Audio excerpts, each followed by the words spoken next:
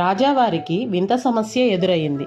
ఊరి జనమంతా 25 పిల్లవాడిని తీసుకువచ్చి, ఇతను నిష్టదరిద్రుడు, ఇతను ఎదురొస్తే చాలు బోళ్ళన్ని అనర్థాలు జరిగిపోతున్నాయి, ఇతన్ని వెంటనే ఉరి తీసేయండి అని రాజావారిని కోరారు.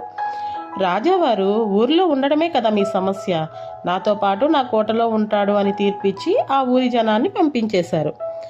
మరుసటి రోజు ఆ పిల్లవాడు ఎలా ఉన్నాడో చూడడానికి పొద్దున్నే లేచి వెళ్ళాడు ఆ పిల్లవాడి గదికి. అంతా బానే ఉందా ఏంటి అని కనుక్కొని తిరిగి తన గదికి వెళ్తున్న రాజా బై మిస్టేక్ కాలు స్లిప్ అయి కింద పడ్డాడు. అది చూసిన కొంతమంది నవ్వారు.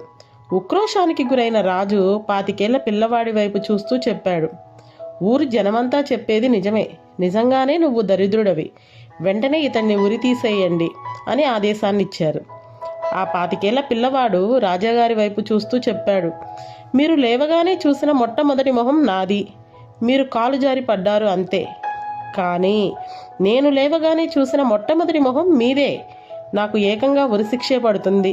ఇప్పుడు చెప్పండి రాజాగారు, ఎవరిది దరిద్ర గొడ్డు మొహం అని. చాలాసార్లు మనం ఇతరులు చెప్పే మాటలు వినట్లేదు, పట్టించుకోవడం లేదు అని అనుకుంటాం, కానీ ఇన్ఫ్లుయెన్స్ అయిపోతూ ఉంటాం. అలా అవ్వకూడదు అని చెప్పే కథ మీకు నచ్చింది.